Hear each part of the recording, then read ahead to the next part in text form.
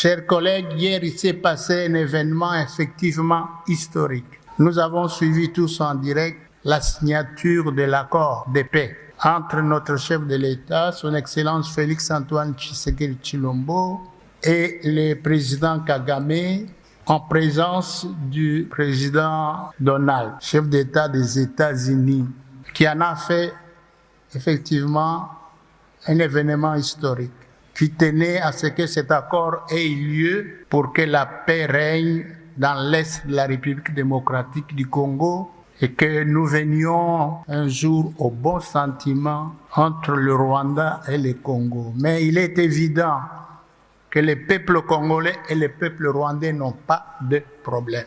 Notre problème, c'est Kagame. C'est lui seul. Devant Dieu et devant les hommes, nous sommes en bon terme avec le peuple rwandais. Nous n'avons aucun problème avec ce peuple.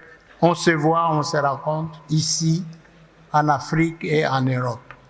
Et vous avez vu que le climat était lourd. Vous avez suivi. Notre chef de l'État n'a souri à aucun moment. Vous avez observé ça. Vous avez très bien observé que le regard de notre chef de l'État était lourd. Pourquoi? C'est vrai, il a accepté la paix, mais il a beaucoup pensé à son peuple qui est mort par des bêtises de Kagame. Tous nos frères et nos sœurs qui ont été massacrés ignoblement par les forces rwandaises et des rebelles que lui alimente. C'est ça qui a fait que le climat était très lourd. J'ai regardé un peu les regards de Kagame de temps en temps. Il avait un visage un peu ouvert.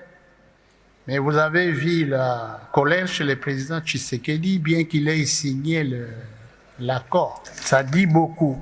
Et ça nous apprend, nous aussi, à nous comporter dignement pour défendre ce pays.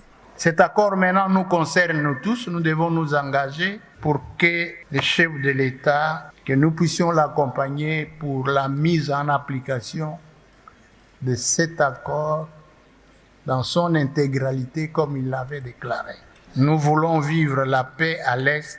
Nous voulons que notre population de l'Est du pays reprenne ses activités économiques, que les enfants étudient, que les activités économiques et commerciales reprennent.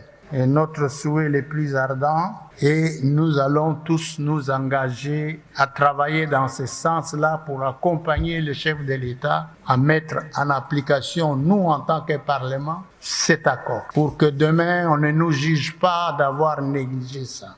Il est de notre responsabilité